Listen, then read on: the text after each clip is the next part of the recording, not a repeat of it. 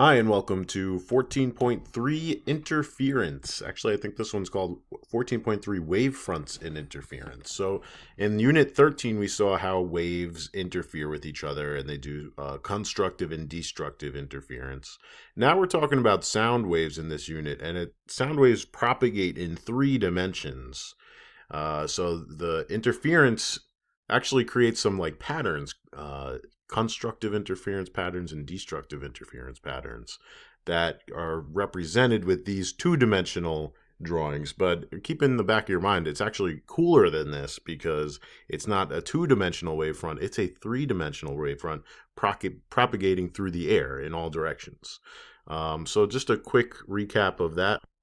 So you could represent the crests and the troughs as circles are the crests, and in between are going to be the troughs, and we use those circles to represent the 3-dimensional sound waves. So sound waves propagate in 3 dimensions. Spherical waves can be represented graphically in 2 dimensions. They're wavefronts. The radial lines perpendicular to the wavefronts, that's these red arrows. They're perpendicular to wavefronts. They're called rays, and they show how it's moving. And the sine curve used in our previous representation corresponds to a single ray.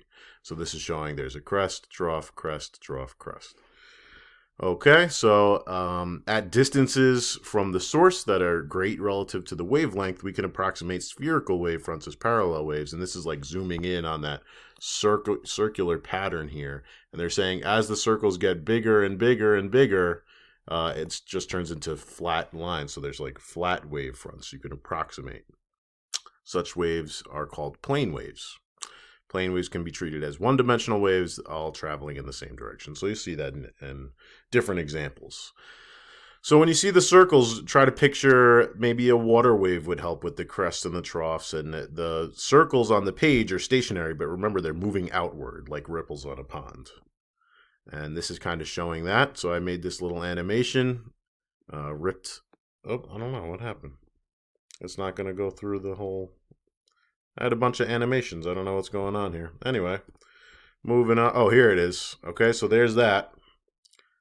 What if you. So this is a little jank because it's just 2 GIFs that are superimposed on top of each other. So I had to like cut that away.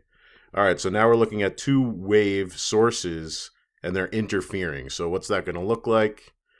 Some weird looking patterns there. But there's definitely patterns. So this is, again, jank. It's not really approximate. This is kind of what it would look like more accurately. The blue color is, let's say it's a trough, and the red color is a crest, and the green color is equilibrium. Can you see where there are points in that region that's always at equilibrium? The waves kind of cancel each other out. And this is what's happening here. So let's look at this. All right, so along here, that's destructive interference. See the green lines? Those are always at equilibrium. A crest will always meet a trough at those locations, and they'll cancel each other out. Whereas in between those 2 points, you get constructive interference, where the crests meeting the crests and the troughs meeting the troughs, and the waves add together. And that's kind of the pattern that we're looking for here. Very trippy. Do you guys know Hypnotoad? If you don't, you should watch Futurama. It's a great animated series. I think it's written by at least 2 guys who know about physics. I think they were physicists, actually. You could fact check me on that. Okay. So if you were confused by the diagrams on the later pages here, hopefully that explanation kind of helped seeing what you're looking at a little bit more. So, all right, let's just get into it. Number 1, 3 waves A, B, and C travel 12 meters in 2 seconds through the same medium as shown in the diagram below. What is the period of wave A? We're actually going to revert back to that old formula that we kind of made up, which was that the period, by definition, is the time per number of cycles. And in this case, we have a period. The total time they tell you up above, that's why it's important to read up above, it's 2 seconds. Well, how many cycles does wave A have? We have, starting here, there's 1 full wave because there's a crest and a trough. So you need the crest and the trough. That's the second. So there's 2 waves. 3 waves, 4 complete waves. 4 waves. So the period is equal to 0.5 seconds.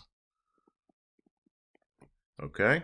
Number 2 says, what is the speed of wave B? So wave B, there's only one complete wave that happens in 2 seconds. So the period for wave B, well, it's one wave for 2 seconds. So 2 seconds it takes for one wave. So we know that's the period. And we are looking for the velocity. So we could do, and we also know the wavelength.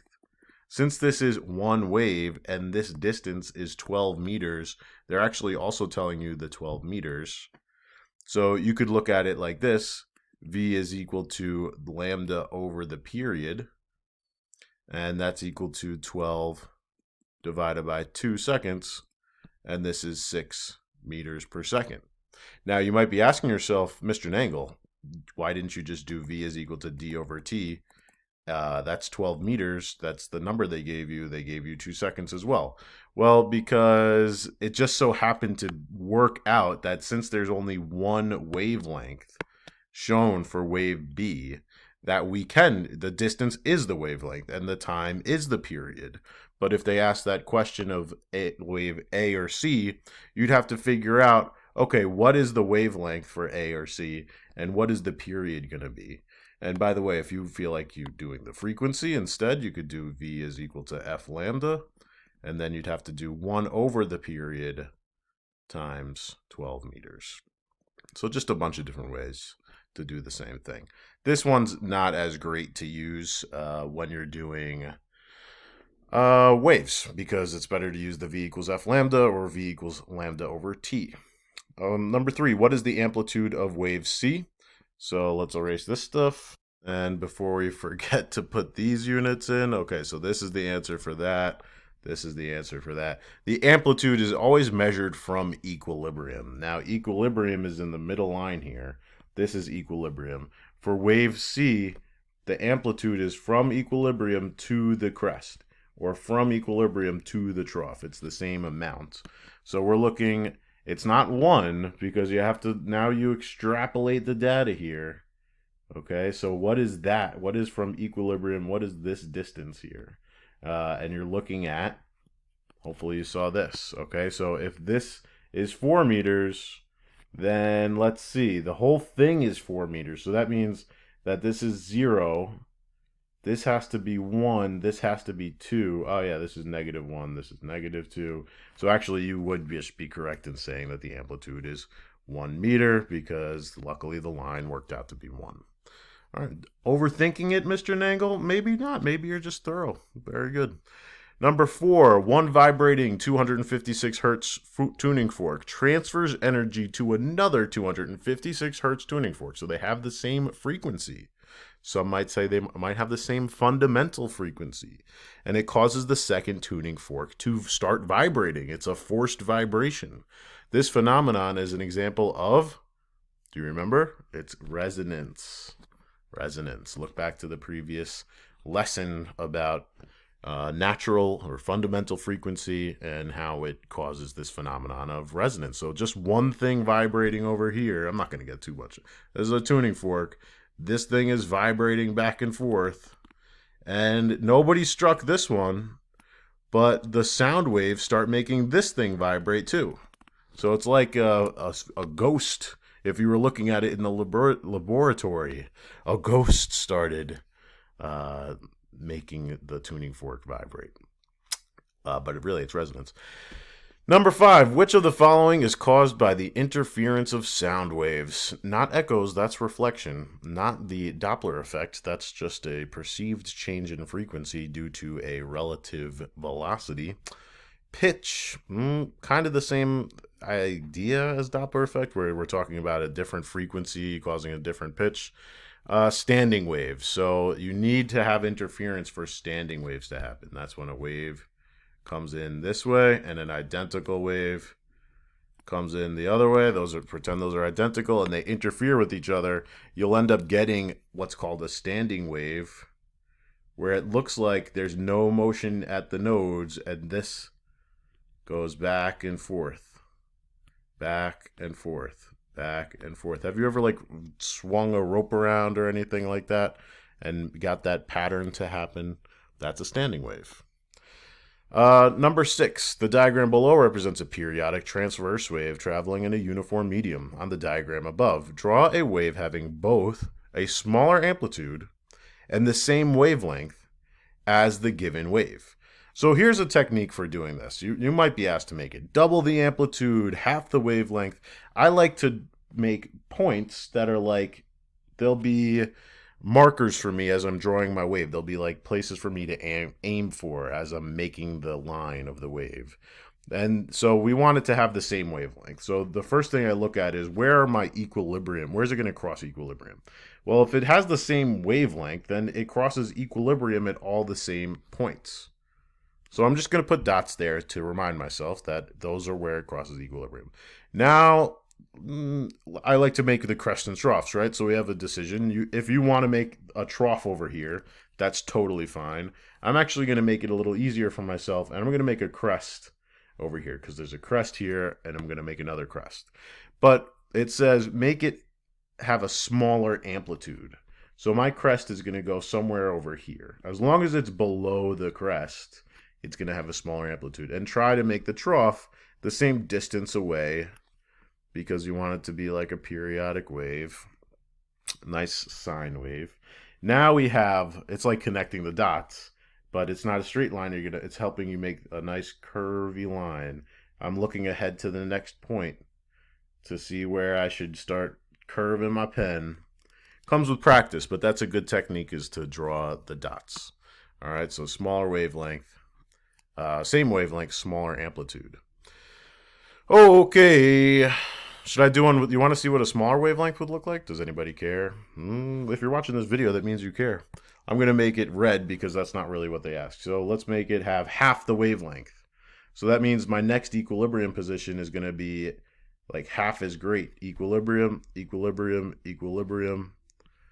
You'll see where I'm going with this. And then let's make it have the same amplitude. So in between here, there's a crest in between my two equilibrium points. Between the next two equilibrium points, I want to make a trough, and I'm trying to make it have the same amplitude. So now it's a smaller wavelength.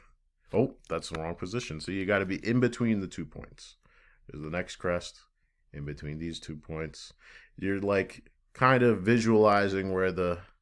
All right, and then watch this. Boom, boom, boom, boom. So what I'm doing here is the same amplitude, but a smaller wavelength, half the wavelength. So that's the technique in action there. It could be a lot of different ways to ask that question.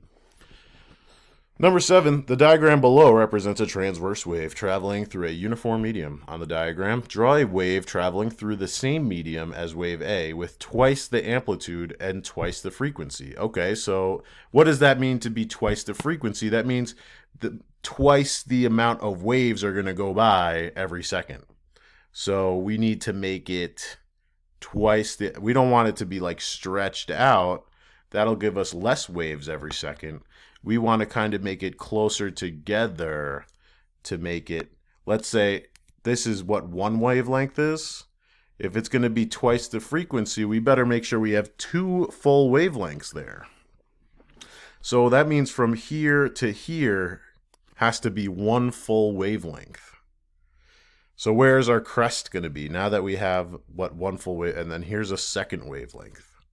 Okay, so we're going to need an equilibrium point in between here. So this is our first, from here to here is 1 wave, and let's say it goes something like that. We don't know where the amplitude's going yet, but that's the idea. Then it's going to be equilibrium here. And now it says twice the amplitude. So instead of at position 2, in between our 2 equilibrium positions here, I'm going to make a crest. So that's at position 4, and then a trough at -4. In between these 2, it's going to be crest, trough. All right, and then if it helps, you could kind of go like this. If do like one at a time. Helps with the artistry, whatever you're comfortable with. These are kind of skinny, so I'm doing like the piecemeal way to do it. That's what it should look like, something like that, okay? B. Number 8. The diagram below represents two waves traveling simultaneously in the same medium. At which of the given points will maximum constructive interference occur? We want the wave to be on the same side of equilibrium. So for example, B, you have one wave on top and one wave on the bottom, so they're going to cancel each other out. For it to be constructive, they need to be on the same side. For A, they're on the same side. For C, they're on the same side. And for D, they're on the same side of equilibrium. Now, D might be both troughs, but it's still constructive. They're going to be a greater amplitude in the negative direction at that position. And since this is a great, so let's look at this wave here. This height, this wave here, plus this height is bigger than this height plus that height, and this height plus that height. Okay, so it's going to be choice D. Okay. Number 9. The diagram below shows two pulses, each of length L, traveling towards each other at equal speed in a rope. Which diagram best represents the shape of the rope when both pulses are in region AB? So they have the same length, so they're just purely interfering with each other. And we have 0.05 in the positive direction and 0.15 in the negative direction. So when you add the amplitudes together, negative 0.15 plus 0.05, however you want to do it, you'll get an amplitude of negative 0.1 meters. So we're looking for something that's in the trough direction, 0.1 meters like that. Number 10, now we're finally getting to what I was alluding towards in the beginning of the video. So now we're thinking of waves as not even two-dimensional, but really they're three-dimensional waves. And what are some questions that they could ask about that? Well, it's important to look at the crests are the solid lines and the troughs are the dotted lines, just like how we had a crest before and a trough. This is how they're representing those from above, as seen from above. Like you could think of it as like ripples in water. So there's two stones just dropped at position A and B, and now those waves are propagating outward, and they're also interfering with each other at that region. So they're saying at which phenomenon occurs at point P. Well, at point P, we have a crest meeting another crest. So they're going to constructively interfere. That should be bigger. Hopefully you see that. It's a constructive when the crest meets the crest, or a trough meets a trough. Still constructive. All right. Now it says two speakers. So they're definitely sound waves operating in phase in the same medium produce the circular wave patterns shown in the diagram below. At which 2 points is constructive interference occurring? So now we're looking for constructive again, and we're looking for, so is A and B, points A and B, is that showing constructive at both points? At A, it's constructive. Why? Because they're both troughs, they're both dotted lines. So that's good, but at B, it's a dotted line meeting a solid line, so that's a dotted line is a trough meeting a crest. And they're going to destructively interfere. So this is destructive. So that's not good. All right, so it can't be that. We want both points being constructive. A and D. Ooh, sweet. So D is two crests. So that's also constructive. So that choice is looking good. Let's double check. B and C. Well, we already said B is destructive, and guess what? So is C.